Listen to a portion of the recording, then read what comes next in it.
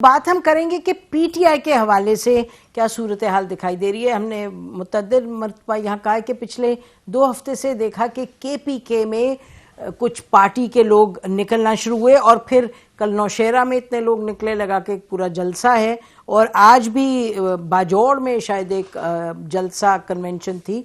तो मालिक, this does pose a big question for the establishment. देखिए, वहां पे एक ही बहस चल रही है कि कितनी सीट्स होनी चाहिए, नहीं होनी चाहिए। और पहले हम सुनते थे कि 30-35 सीटों की बात थी कि चले एक लिस्टमेंट ऑपोजिशन आ जाएगी। अब ऑफ द रिकॉर्ड जब ये बातें करते हैं तमाम लोग, बड़ी बाकी जमातें जो मैदान में है, तो ये एक ही मैसेज दे रहे हैं उधर के जी अगर बाकियों को लाना है तो फिर बल्ले को जाना है। लेकिन जब आप बात करते हैं तमाम लोगों से, एक्सपर्ट से, ऑन ग्राउंड लोग, इवन पॉलिटिकल पॉलिटिशियंस, तो कहते हैं यार 7 से 10% का फर्क पड़ेगा मैक्सिमम अगर बल्ला नहीं होगा, वरना जो भी अब दूसरा बनेगा सिंबल आएगा। अब सोशल मीडिया का दौर है, टिकटॉक का दौर है, 4 दिनों में सारे पाकिस्तान को पता होगा कि नया बल्ला कौन है। सो वो एक इशू है।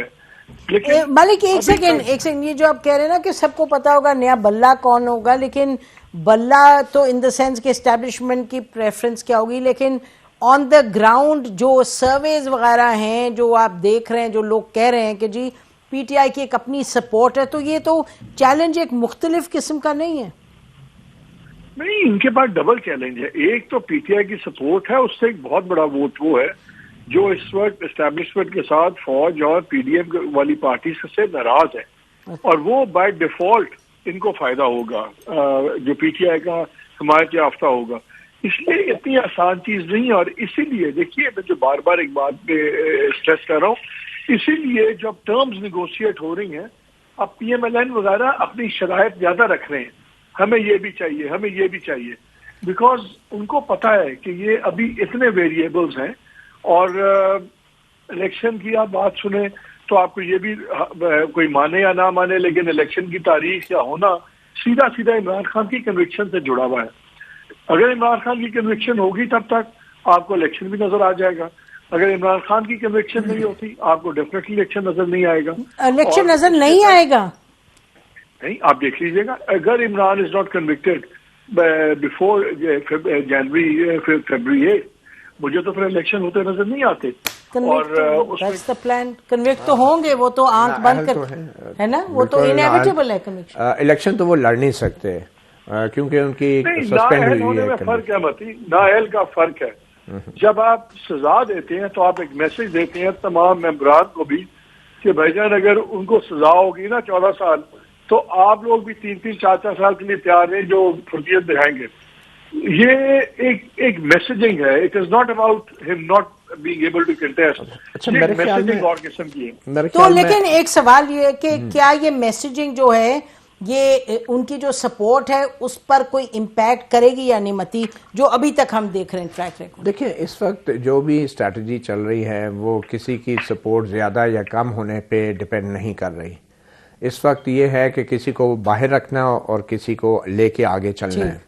तो मेरे ख्याल में अब जो इसका वाहिद पॉलिटिकल सोल्यूशन है वो वही है कि एक 2018 वाले इंतखाबात होंगे, उसके बाद नवाज शरीफ जब पॉलिटिकली जो पॉलिटिकली पावर सोल्यूशन है वो कोई पीपल सोल्यूशन नहीं है। लेकिन इट इज़ अनफॉर्चुनेट, जो अब नज़र आ रहा है, जो होना नहीं चाहिए कि एक लीडरशिप आएगी नई इलेक्शन के बाद, जैसे भी इलेक्शन होते हैं।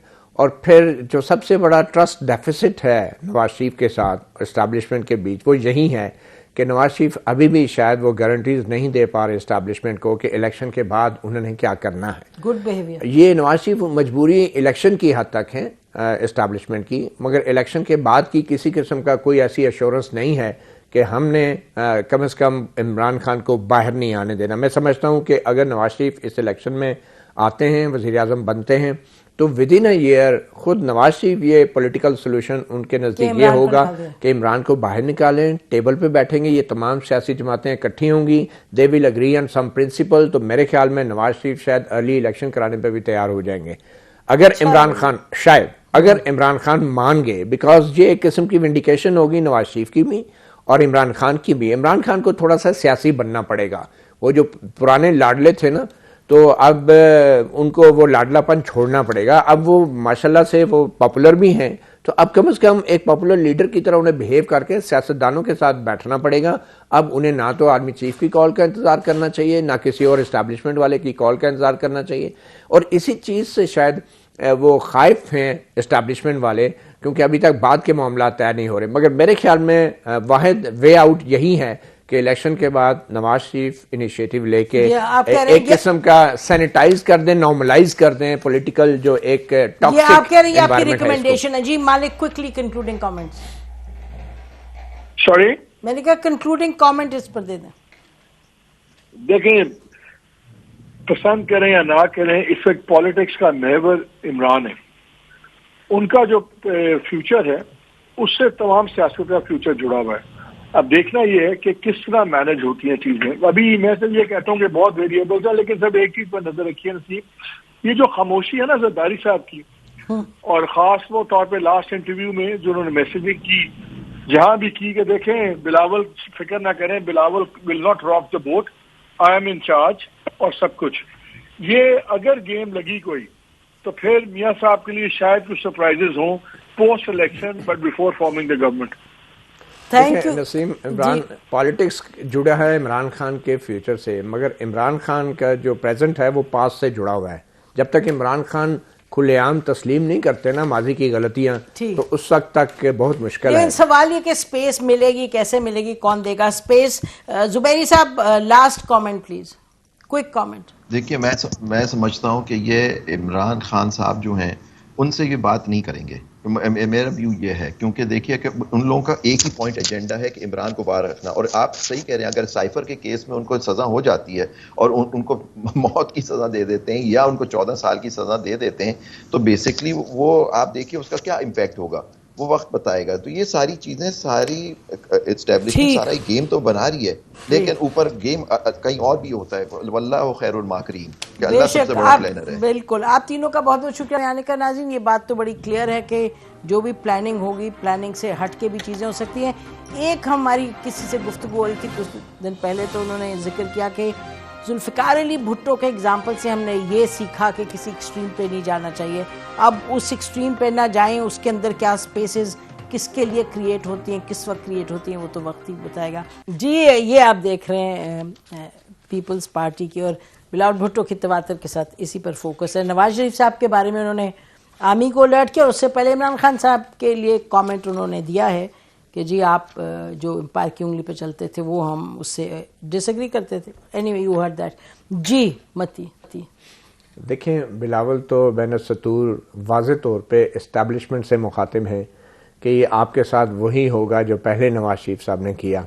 तो अब की बार हमें दोबारा रब्ता करें, क्योंकि बिलावल भुट्टो साहब को गिला इसमें नवाज कल कहा कि मैं गेट 4 की मुझे आती नहीं सियासत। नहीं, बिल्कुल वो कहते हैं ज़रूर है, और ये कहना बहुत ज़रूरी है आजकल, और ख़ास तौर पे पीपल्स पार्टी के लिए कहना बहुत ज़रूरी है, क्योंकि उन्होंने आवाम को भी तो मोबिलाइज रखना है ना, अपने कारकुनों को भी। वो अगर ये गेट 4 अगर किसी और के लिए खुल रहा है तो वो तो बिल्कुल नहीं जाएंगे, और ना ही उन्हें अंदर आने की इजाज़त होगी। अगर गेट 4 इनके लिए खुलता है और इनको दावत मिलती है, तो उस वक्त फिर सवाल पैदा होगा कि फिर बिलावल भुट्टो साहब कहें कि मुझे दावत मिली है तो जाएंगे।